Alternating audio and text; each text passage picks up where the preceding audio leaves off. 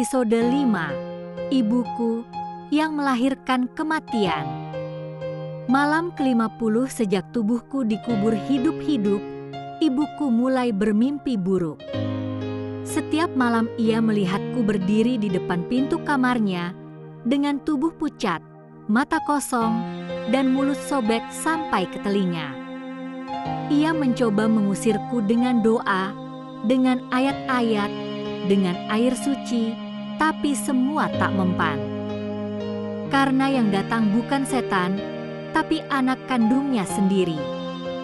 Aku, Laras, anak perempuan yang ia mandikan dengan air bunga sebelum dikorbankan, kini datang menuntut darah sebagai ganti air mata. Aku menunggu saat yang tepat. Saat ia sendiri. Saat rumah sunyi. Dan saat cahaya lilin terakhir padam. Aku menampakkan diri di dapur, tempat ia sering bernyanyi sambil memasak. Tapi malam ini ia tak bernyanyi. Ia hanya duduk, menatap api di kompor yang mengecil. Ketika ia menoleh, aku sudah berdiri di belakangnya. Ia mematung. Matanya berlinang. "Maafkan ibu, nak," bisiknya. Tapi tidak ada ampun untuk ibu yang menyerahkan darah dagingnya sendiri demi emas dan tanah. Aku tidak menyakitinya malam itu. Aku hanya menyentuh pipinya dengan jemariku yang membusuk, dan kutanamkan mimpi yang akan menghantuinya seumur hidup. Dalam tidurnya, ia akan bermimpi dikubur hidup-hidup seperti aku. Ia akan merasakan tanah menutup hidung dan mulutnya, dan tangan yang menekannya ke dalam lubang.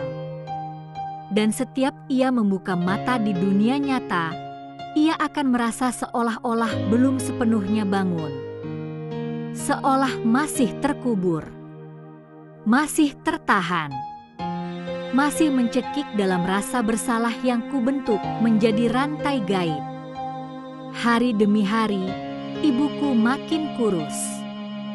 Ia tak bisa makan, tak bisa tidur, tak bisa menatap bayangannya sendiri di cermin. Ia mulai melihatku di sudut rumah, di sela-sela pohon pisang, di genangan air, dan kadang di dalam lemari tempat ia menyimpan pakaian duka. Tapi belum waktunya. Belum malam penghakiman. Karena aku ingin ia tahu, kematian adalah hadiah, bukan hukuman. Dan aku belum akan memberinya itu, belum. Biar ia hidup dulu, sampai tak ada lagi air mata untuk ditangisi. Dan malam itu, suara dari tanah kembali memanggilku. "Laras, darah pertama sudah mengalir. Tapi pesugihan belum kenyang. Masih ada yang harus kau tarik ke dalam." Aku tersenyum, meski bibirku tak lagi utuh. Karena aku tahu, bukan hanya keluargaku yang berdosa. Di desa ini, lebih banyak yang pernah menanam tumbal. Dan aku akan menjadi sisa kemarahan bagi mereka semua. Terima kasih sudah menonton. Kisah ini belum selesai. Klik subscribe, aktifkan lonceng, dan tonton episode selanjutnya kalau kamu masih cukup kuat untuk melihat kebenarannya.